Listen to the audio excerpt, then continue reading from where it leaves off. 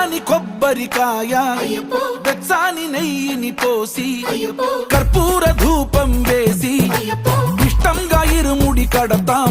నువ్వు ఎత్తుకుంటే చాలు ఎన్ని పూనకాలు కంఠమెత్తి పాడుకోగా కన్యస్వామి కదిలిరాగా ఇరుముడి కట్టు కట్టు కట్టు కట్టు కట్టు ఇరుముడి కట్టు ఎక్కు ఎక్కు ఎక్కు ఎక్కు సారి మల్ల ఎక్కు.